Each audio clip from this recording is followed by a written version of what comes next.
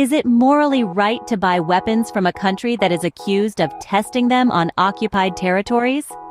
This question isn't just rhetorical. It's a raw, uncomfortable conversation that's been ignited by the likes of journalist Antony Lowenstein. In his book, The Palestinian Laboratory, he paints a stark picture of Israel's weapons industry. According to Lowenstein, Israel has a world-class weapons industry, marketing its equipment as battle-tested, a euphemism that hints at a darker reality. It's a question that needs careful consideration. Let's delve into the statistics of Israel's weapons exports.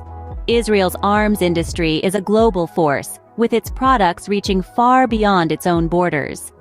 According to Al Jazeera, the top 10 countries investing in Israeli arms range from the vast subcontinent of India, leading the pack, to the compact city-state of Singapore, rounding out the list.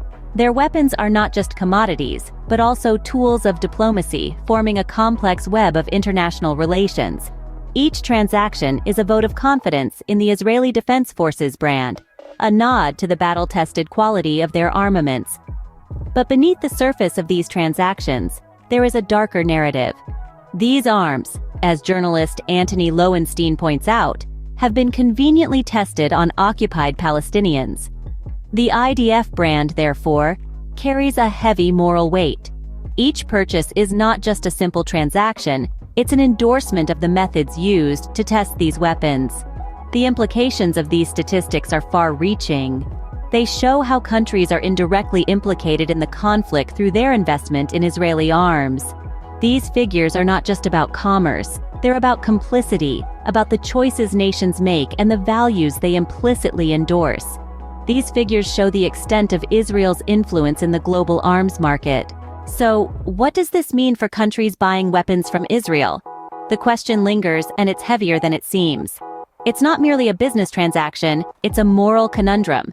If the accusations stand true, if these weapons are indeed tested on occupied Palestinians, then every bullet fired, every missile launched carries with it echoes of an unsettling reality. An echo that reverberates in the corridors of power and in the hearts of those who pull the trigger. Are these weapons already tainted with Palestinian blood? It's a question that calls for introspection.